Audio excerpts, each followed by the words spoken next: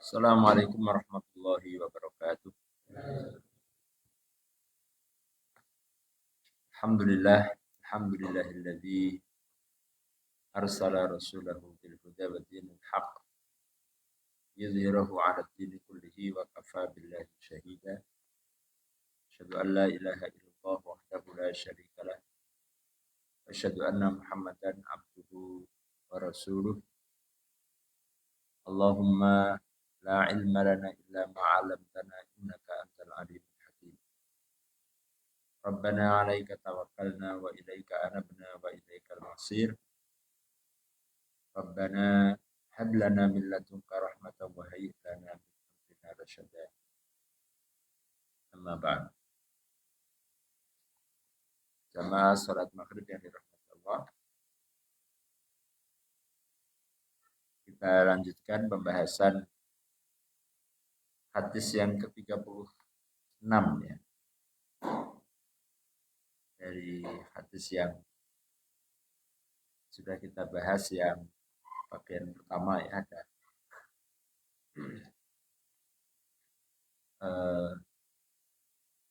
hadis tentang menolong atau meringankan beban terhadap sesama muslim. An Abi Hurairah radhiyallahu anhu anin Nabi sallallahu alaihi wasallam qala man naffasa an mu'minin qurbatan min qurabid dunya naffasallahu anhu qurbatan min qurabi yaumil qiyamah. Wa man yassara ala muksirin yassarallahu alaihi fid dunya wal akhirah. Wa man satara musliman satarahullahu fid dunya wal akhirah. Wallahu fi aunil abdi ma kana al abdu fi auni akhihi. Dan kalau tidak salah sampai di situ. Allah senantiasa dalam pertolongan atau menolong hambanya selama hamba itu mau menolong sesama saudara. Wa man salaka tariqan yaltamisu fihi ilman, dan barang siapa yang melewati menempuh jalan untuk mencari ilmu, sahalallahu lahu bihi tariqan ilal jannah, maka Allah memudahkan baginya jalan menuju ke surga. Wa majtama'a qaumun fi baitin min buyutillah, dan tidaklah berkumpul suatu kaum di rumah-rumah Allah. Yatluna kitaballahi, mereka membaca, mempelajari kitab Allah Al-Quran, wa yatadarasunahu bainahum, dan mereka tadarus, mereka mengkaji ya. Mereka membaca. Illa nazalat alaihi sakinah, kecuali akan turun atas mereka sakinah, ketenangan hati. Wa ghasyiyatuhumur rahmah, dan akan dipenuhi oleh rahmat Allah. Wa haffathumul malaikah, dan majlis itu akan diliputi, akan disertai oleh para malaikat. Wa dzakarahumullahu fi man inda, dan Allah akan menyebut mereka, ya, orang-orang yang hadir di majelis itu, di sisinya. Wa man bata'a bihi amaluhu lam yusri' bihi nasabu.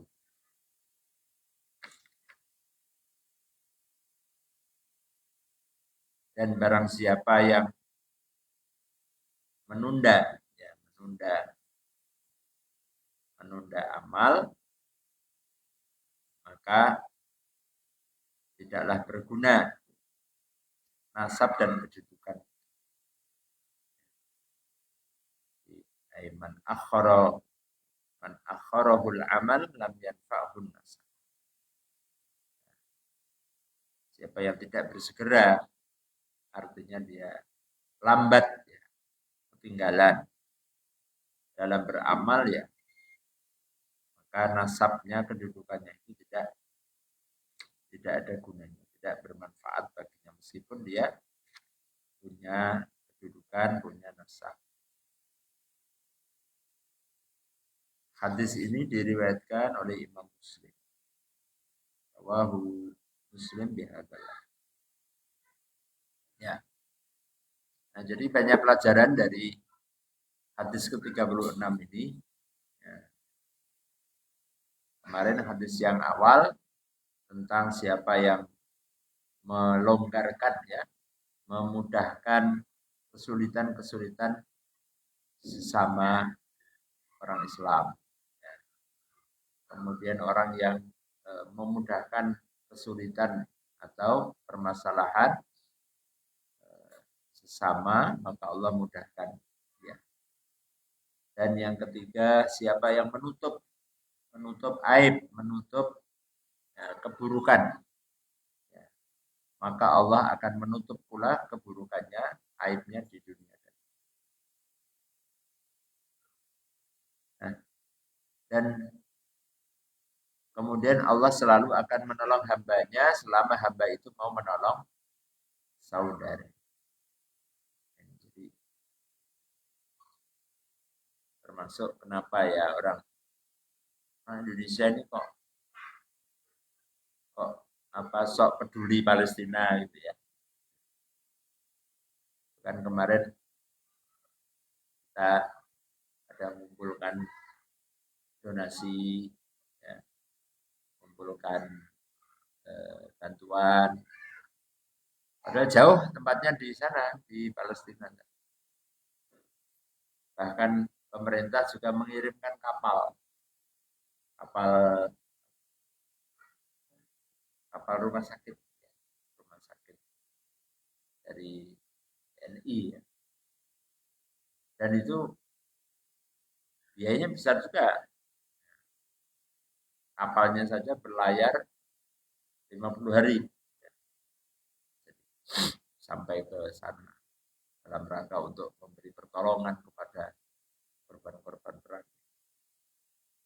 Nah, kenapa sampai seperti itu? Harapannya itu kalau orang itu mau membantu menolong orang lain, maka kita akan ditolong oleh Allah Subhanahu wa taala. Ya. Jadi kalau kita mau ditolong, menolong kuncinya. Siapa yang menolong, maka dia akan ditolong oleh. Ini janjinya Nabi begitu. Selama hamba itu mau menolong saudaranya, maka Allah akan selalu menolongnya. Ya, kita ini gampang aja, pokoknya siapa orang yang butuh pertolongan, kita bisa kita tolong. Nanti suatu saat ketika kita ini butuh pertolongan, nanti akan ditolong oleh Allah. Dan tidak tahu pertolongan itu apa namanya? Kadang-kadang kita ini di luar nalar kita ya. Kita nggak tahu kadang-kadang yang orang yang nolong kita itu juga nggak kita kenal. Saya pernah ya namanya pertolongan saat kita itu betul-betul susah. Waktu mau pulang, ya. Biasa dalam penerbangan pesawat itu kadang-kadang karena suatu hal pesawatnya itu ganti, sehingga penumpangnya semuanya tidak terangkut. Nah, dilalah di antara itu satu rombongan itu saya tidak termasuk yang tidak masuk yang terangkut itu. Nah, ini berarti harus tertinggal, harus ya, nunggu penerbangan besoknya di Jeddah. Ya, tapi ya saya berusaha untuk ya berdoa aja lah ya gitu ya. Doa ya. Nah, ketika orang sudah pada masuk semuanya, ternyata saya juga sudah siap-siap mentalnya, sudah nggak apa-apa. Besok ketinggalan pesawat juga nggak apa-apa. Nah, ketika sudah last minute gitu ya, nah, itu ternyata ada panggilan, ada kursi kosong satu Pak. Jadi uh, makanya tapi Bapak harus lari karena ini waktunya mepet. Bismillah, ini berarti pertolongan Allah. Lari. Orang satu pesawat itu hanya nunggu saya. Itu saya masuk pesawat, pesawatnya ditutup terus berangkat. Gitu ya. Jadi dia nunggu beberapa mungkin setengah jam lebih ya. Nah, jadi pertolongan Allah. Ternyata di awalnya tidak dapat seat kursi ya. Jadi biasanya begitu. Itu biasa penerbangan. Nah, karena banyak penerbangan terus kadang pesawatnya ganti modelnya, kursinya itu kan jumlahnya beda. Pernah juga saya 2 hari di terdampar bolak-balik ke mana, oh nggak ada pesawat. Nah, di saat-saat seperti itu, ya hal yang paling enak itu kalau kita itu sudah hanya berdoa, pasrah, mohon kepada Allah Subhanahu wa taala. Banyak-banyak berzikir kepada Allah. Hasbunallah wa ni'mal wakil. Hasbunallah wa ni'mal wakil. Nah, kita ini kan bukan siapa-siapa. Kalau kita pejabat negara bisa ya, kita tinggal telepon kan gitu ya. Tinggal telepon siapa gitu ya. Kalau kita pejabat negara bisa, ini pesawatnya apa? Garuda, tinggal telepon GM-nya ya. Tinggal telepon direkturnya. Kalau pejabat kan gitu ya. Kalau kita ini bukan siapa-siapa. Siapa yang mau kita telepon? Ya, kita telepon Allah. Kita berzikir kepada Allah, mohon pertolongan. Nah itu benar-benar bahwa ketika di saat-saat kita ini dalam kesulitan, dalam masalah, maka ketika kita membantu orang lain, menolong orang lain itu, ingatlah suatu saat boleh jadi,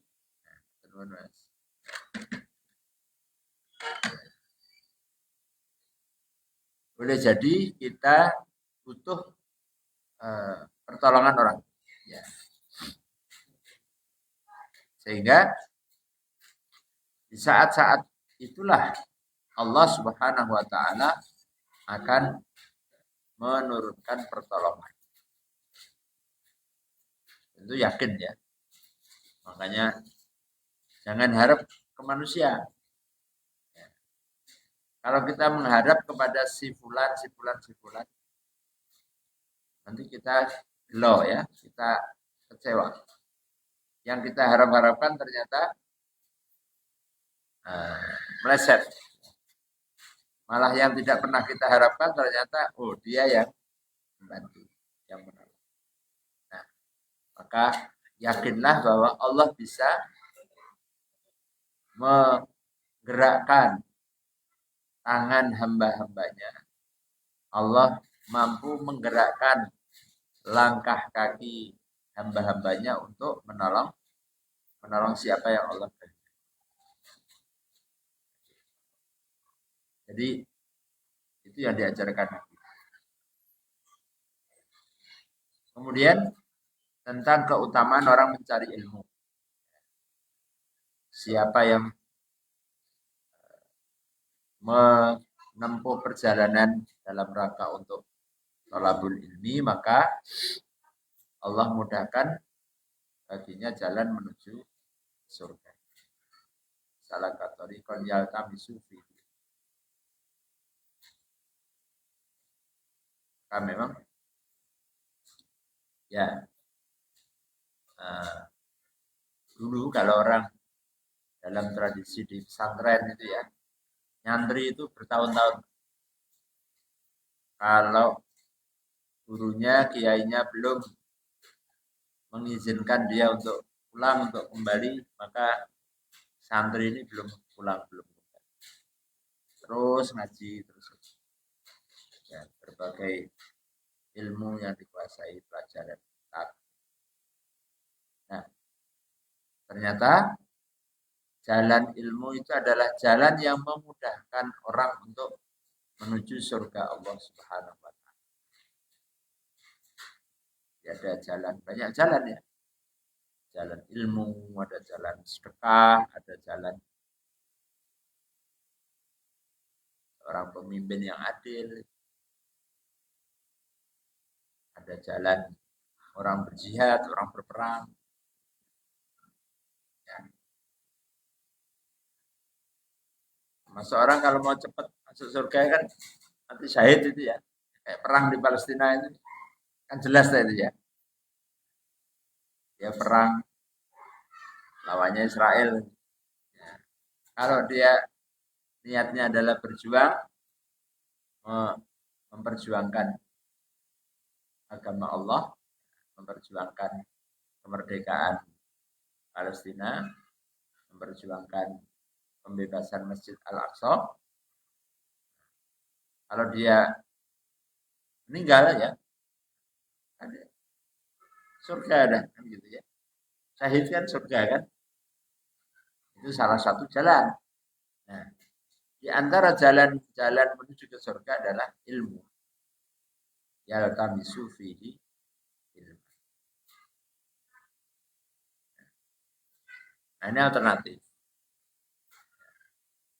Kalau orang perang kan itu ya rada abad ya. Bukan rada abad ya, berat ya. Berat. Ya, sekarang aja banyak tentara yang pada nggak mau perang. Terutama musuh ya. Tentara Israel itu sekarang ribuan yang nggak mau ditugaskan terjunkan di Gaza. Mereka walaupun diancam ya nggak mau akan dipenjara, nggak apa-apa, lebih baik kami dipenjara. Makanya kon perang. Ya, setiap hari kan mesti ada yang kalau yang orang Palestina yang meninggal kan penduduk, anak-anak, wanita. Nah, kalau Israel pasukannya, sementara pasukan pejuang-pejuang Palestina susah dicari di mana, nggak kelihatan.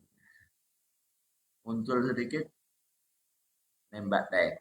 Habis itu nggak tahu hilang kemana lagi ya, karena mereka di terowongan-terowongan di bawah tanah. Ya. Nah, itu salah satu contoh jalan untuk menuju ke surganya. Ya.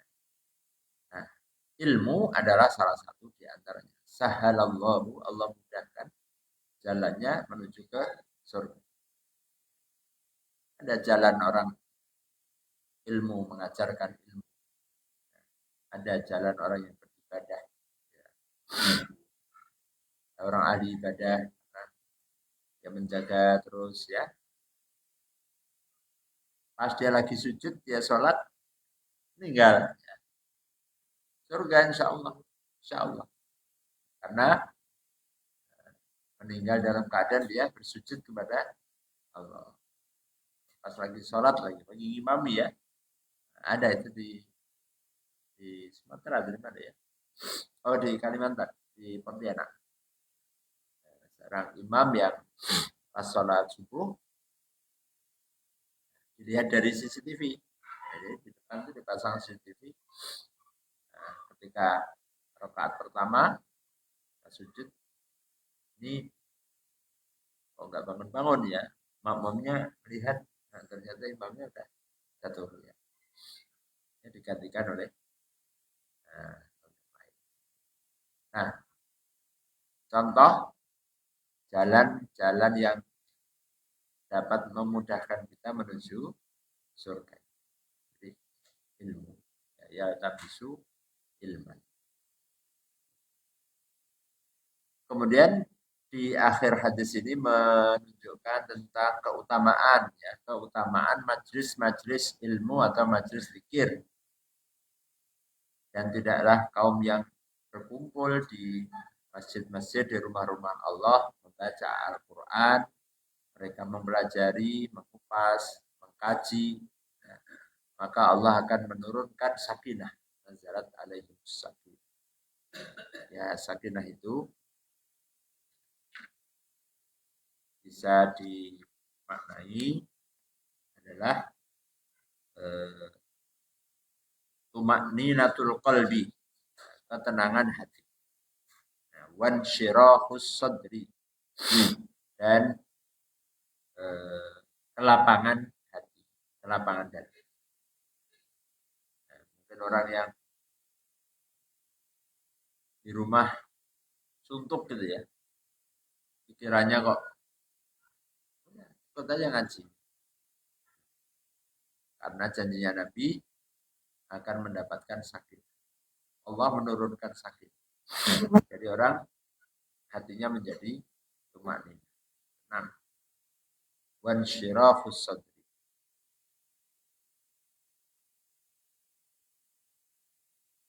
Kira-kira pilih mana, Pak? Gak punya uang, tapi hatinya itu tenang. Ya, nyekel duit oke, tapi hatinya nggak tenang.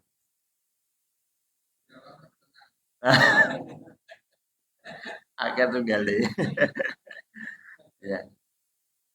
Kenapa? Karena hati tenang itu jauh lebih dicari.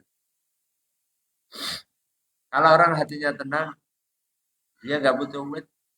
Ada loh Pak, orang itu memang ketenangan hatinya bukan karena uang. Kenapa? Karena dia udah bosan dengan uang, lihat uang itu biasa aja. Ketenangannya dia tidak ada pada uang. Nah bayangkan kalau bos-bos yang itu kan kalau bawa duit itu pakai koper-koper bawah segini-segini gitu. Jadi kalau melihat uang itu udah kayak kertas koran gitu aja. Nah maka dia melihat itu dia nggak hati ketenangan hatinya dia nggak ada di situ bukan karena uang. Ya kita ini yang mungkin karena nggak tahu nyekel duit gitu ya. Jadi menyangka bahwa nek duit itu terus hatinya tenang. Nggak jaminan juga. Ya, coba aja nanti bapak kaya ya. Ya, duitnya banyak. Tapi nanti kalau hatinya nggak tenang, nggak usah dilanjutkan. Ya, mending kita mencari ketenangan hati. Apa artinya kalau kemudian orang punya harta banyak, tapi dia nggak tenang, pilih mana? Ya, yang mending pilih tenang. Diberikan hati yang tenang meskipun hartanya tidak banyak. Ya cukup-cukupan lah ya. Ya, cukupnya ya rumah-rumah ya. Beli rumah bisa, ya cukup. Pengen jalan-jalan ke luar negeri ada. Pengen umroh ya ada. Ya cukup-cukup aja lah. Pengen apa bisa gitu ya. Nah itu ketenangan.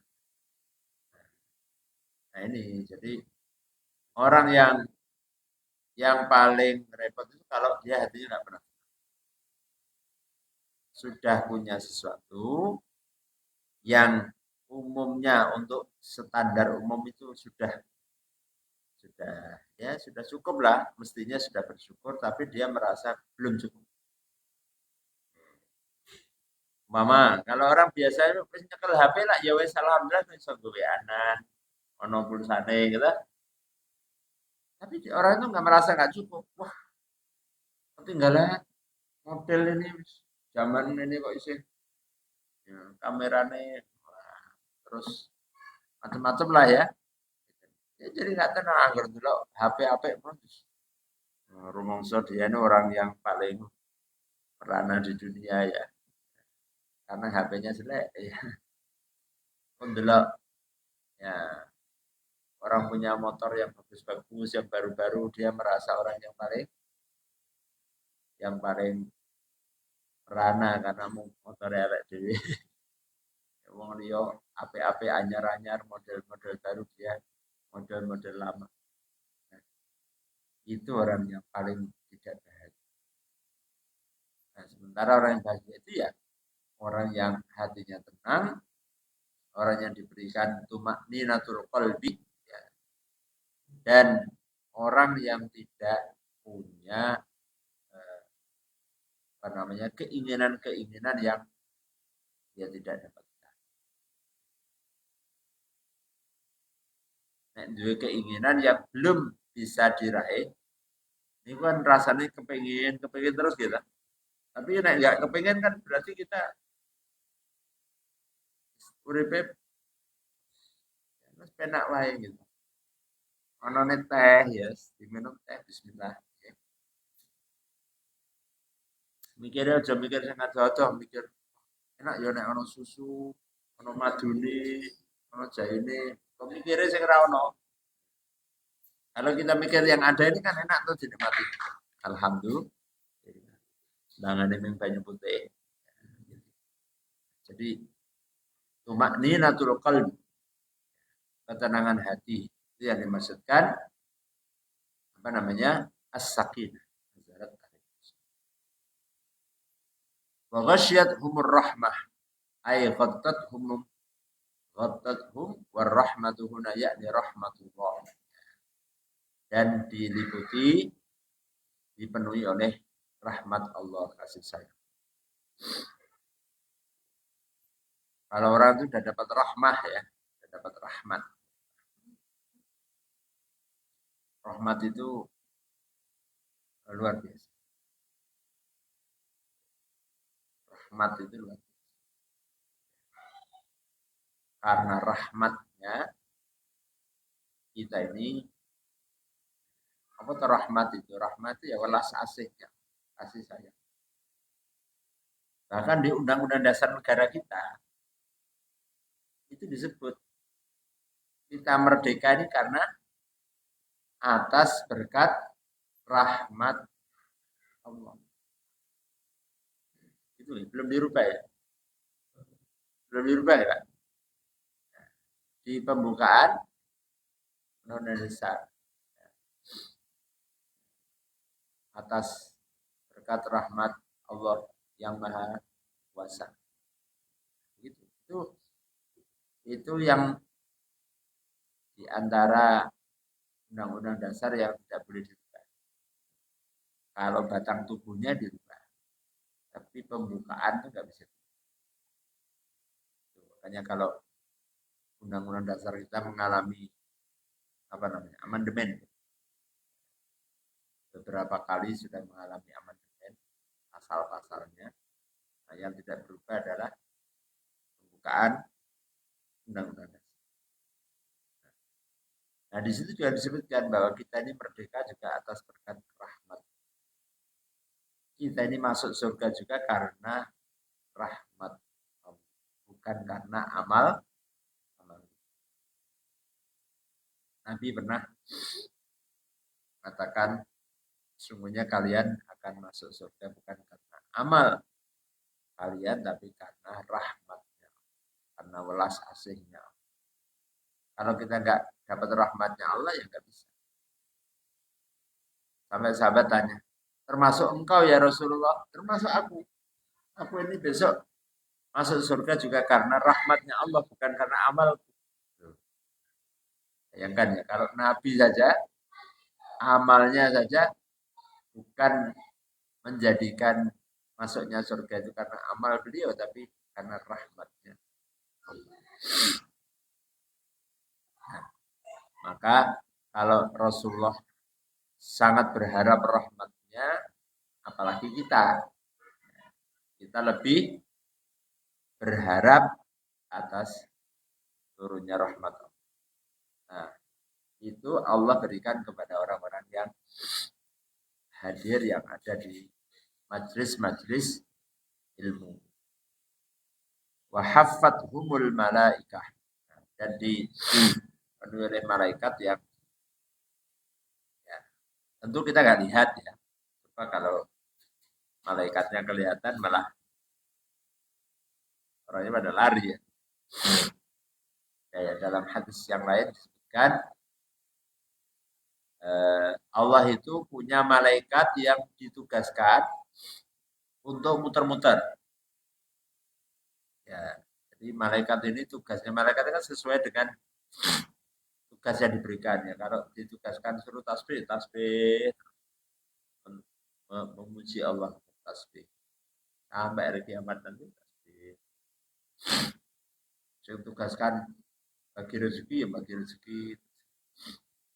Ya, ada malaikat yang ditugaskan itu untuk muter-muter nyari-nyari di mana ada majelis-majelis ilmu. Nah, kalau nanti ada majelis ilmu, majelis taklim, membaca Al-Quran di situ, menyebut nama Allah di situ, maka malaikat berhenti di situ. Kemudian ikut di situ. Cuman kita kan nggak tahu kok Pak ya. Nah, kemudian apa? Malaikat itu nimbrung, malaikat ikut gabung di situ dan malaikat itu mendoakan. Ya Allah, rahmatilah, berikanlah rahmatmu kepada orang-orang yang ada di majelis itu. Ya Allah, ampuni dosa-dosanya. Jadi enaknya sih. Orang kalau pengen didongake malaikat datang di majelis ilmu, maka dia akan dapat doanya malaikat. Hafadhumul malaikah. Tapi sekali lagi ini goib ya. Buktinya apa? Rano bukti ini. Nah, sama kayak orang mati itu didatangi malaikat maut ya. Malaikat Israel. Pernah ada nggak yang ada buktinya? Bukti rekamannya nggak ada ya. Nah, faktanya ya mati kan. Rasa bekan meneh. Ya. Jadi hal-hal yang gaib tentu kita meyakini. Waman kemudian wa dzakarahumullahu fi man. Keutamaan yang keempat adalah Allah Subhanahu wa taala menyebut-nyebut membangga-banggakan orang-orang yang hadir di dalam majelis tersebut di tengah-tengah para malaikat.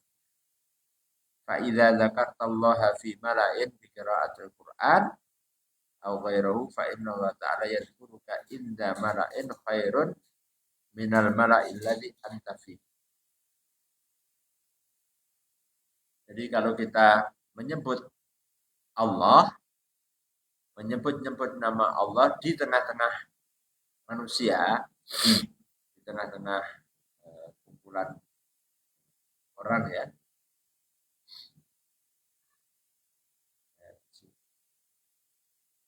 Maka Allah Subhanahu wa taala juga akan menyebut-nyebut kita ya di tengah-tengah para makhluk yang lebih baik daripada kita, yaitu malaikat.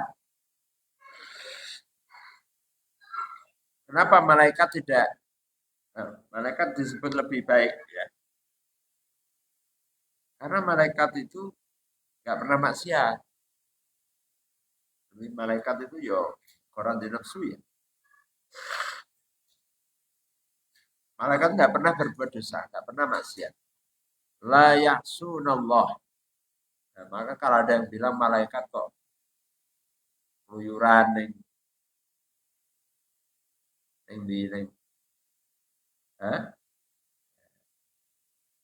tempat maksiat gitu ya. Tidak mungkin. Itu orang malaikat. Itu setan ya. Makanya kalau disebut malaikat saja nanti bisa berubah sifatnya. Kalau masuk ke sini malaikat pun bisa berubah. Jadi maksiat. Tidak bisa, malaikat itu diciptakan oleh Allah selalu tidak pernah maksiat, selalu taat. La ya'sunallaha ma amarahu wa yaf'aluna ma yu'mar. Maka Allah Subhanahu wa taala membanggakan orang-orang itu di tengah-tengah para malaikat. Dan jumlah malaikat jauh lebih banyak dari manusia. Ingin tahu jumlahnya malaikat? Emang pernah disensus? Ya,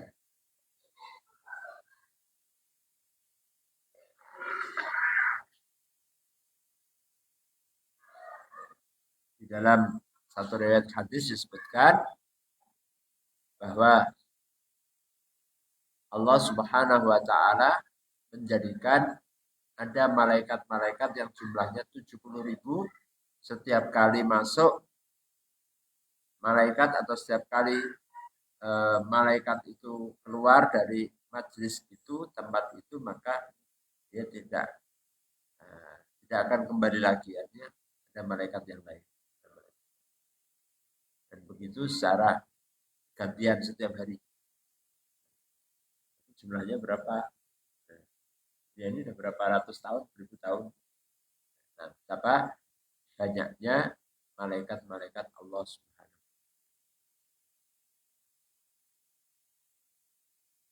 Nah, katanya hanya 10, Pak. 10 itu yang kita wajib kita ketahui kan. Kalau yang lain-lainnya Allah yang lebih tahu. Di dalam Al-Quran di surat Al-Anfal Allah menjelaskan ada 1.000 malaikat dalam perang Badar ketika Nabi waktu itu berdoa. Jadi besok pagi mau perang Badar, malamnya itu Nabi berdoa, panjang doa. Allah turunkan malaikat 1.000 malaikat.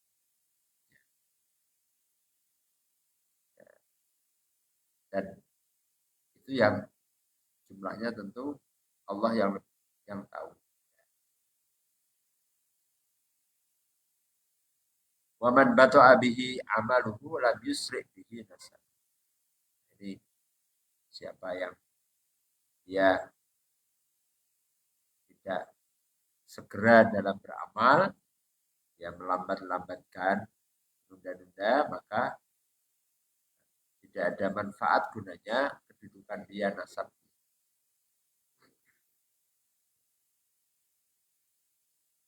Baik. Ada pertanyaan? Tidak ada.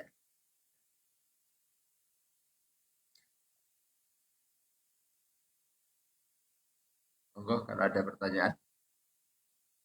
Barangkali atau menambahkan.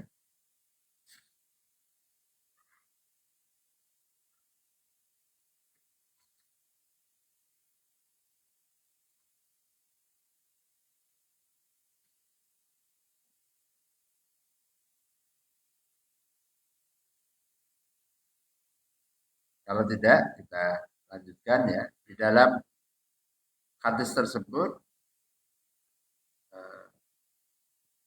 dikatakan yatluna kitaballah wa yatadarasunahu bainahum. Orang yang baca Al-Qur'an yatluna. Nah, itu menunjukkan bahwa Quran apa namanya? Supaya dibaca ya.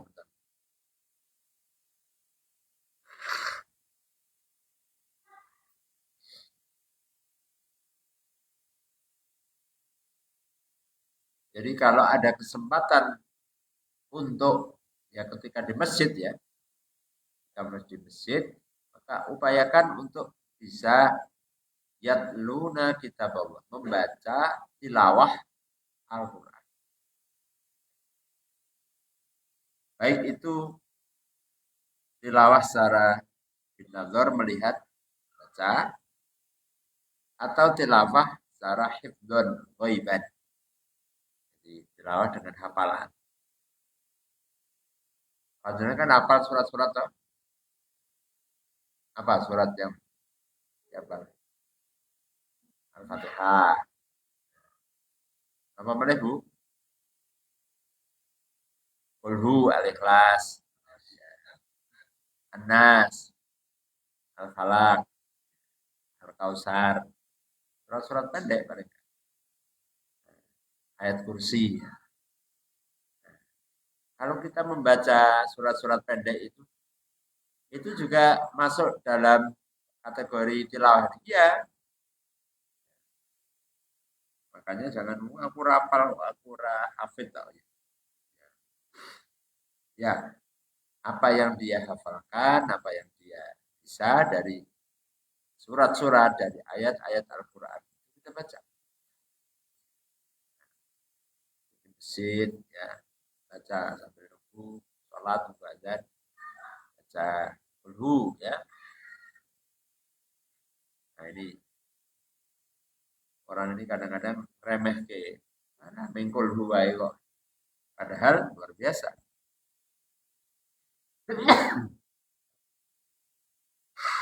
Keutamaannya surat Al-Ikhlas itu. Bahkan Nabi pernah mengatakan sulusul Quran, sepertiga ayat Al-Quran. Jadi nek mau coba yang telu berarti pada mbek khatam. Ya. Dino iso khatam ping piro ya. Tentu maksudnya ini adalah karena keutamaan pahala nilai. Bukan berarti nek ngono ora usah maca 30 juz, maca 10 wae ya. Ya sing ora iso maca Quran liyane ya mungkin boleh. Saya ini daripada macane graduk-graduk angel. Isone mingkul ya 10. Makanya orang maca Quran belas. Tapi kalau yang bisa membaca surat-surat yang lain ya tentu Al-Quran ada 30 juz ya tentu. Wallahu a'lam bishawab. Assalamualaikum.